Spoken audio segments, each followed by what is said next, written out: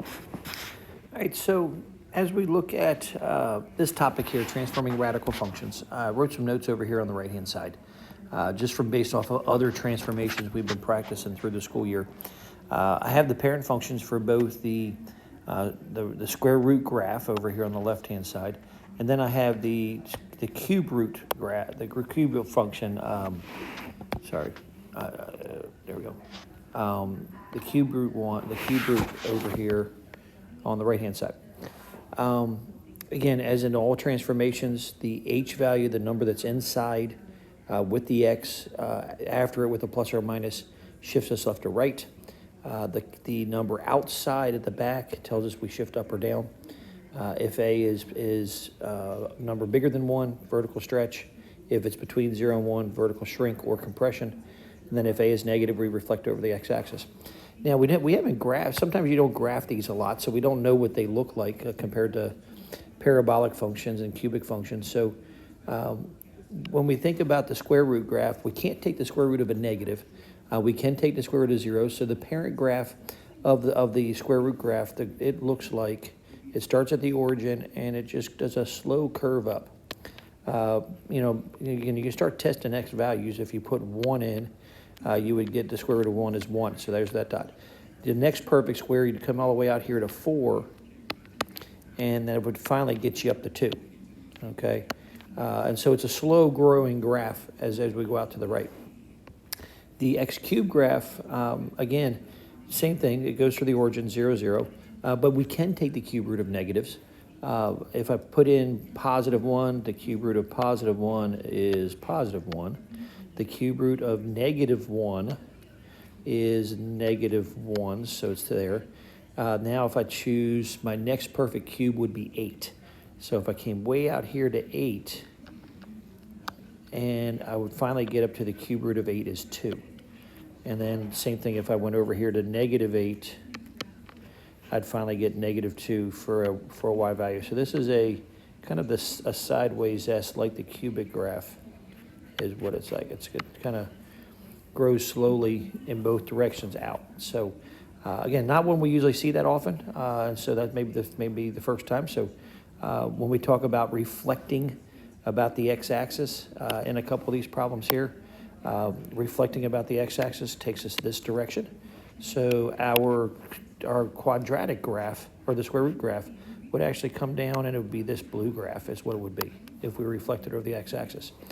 If it was a y equals negative cube root of x, that means we're gonna reflect over the x-axis again. So we curve down here, and then this curve would be up here is what it would be. So, and that's what what happened with the graphs. So over here on the left-hand side, let's walk through those transformations again, just isolating what they are. And again, so here I see 4 things going on. I see the negative sign, which tells me I have a vertical reflection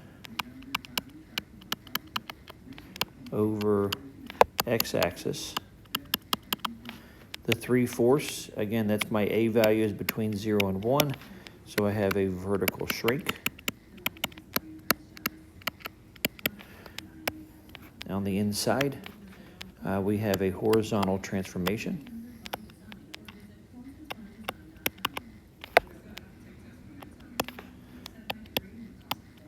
Again, transformation would be shift. We shifted, in this case, we went right 1. Again, when it's a minus inside, we go to the right. If it's a plus inside, we go to the left. And then the K at the end here, that tells me I had a vertical shift up 4. Okay. All right, next one here, we have 3 things going on. We have a vertical stretch.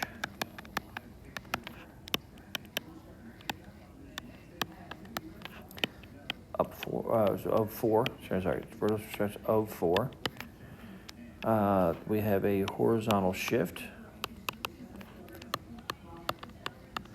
Again, it's a minus inside, so that means I had to go to the right 2. And then the -1, the -1 is at the back, so this is a vertical shift down 1. All right. Next one here, cubic graph. All right.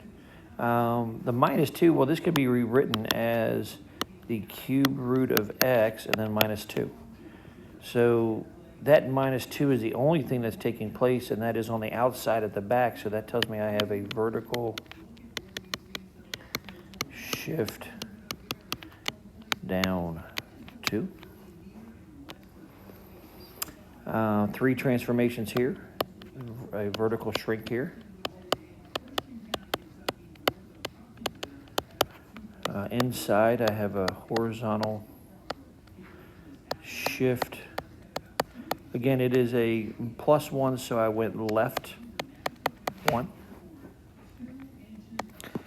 And then the +4 is at the back, so this tells me I have a vertical shift up 4. And then next couple here, the -2 is outside of the square root. So that tells me this is a vertical shift of down 2.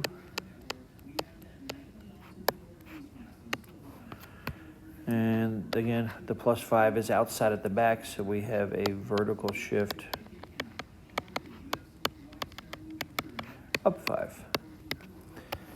And there we go, that's all. Again, once we get, the more you practice them and identify what the things are doing, it gets pretty much common for no matter what function you're dealing with.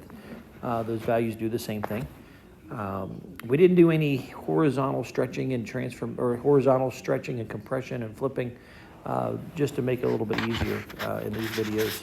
But that would be if there's a number on the X value on the inside. Then that would tell you what you're doing horizontally.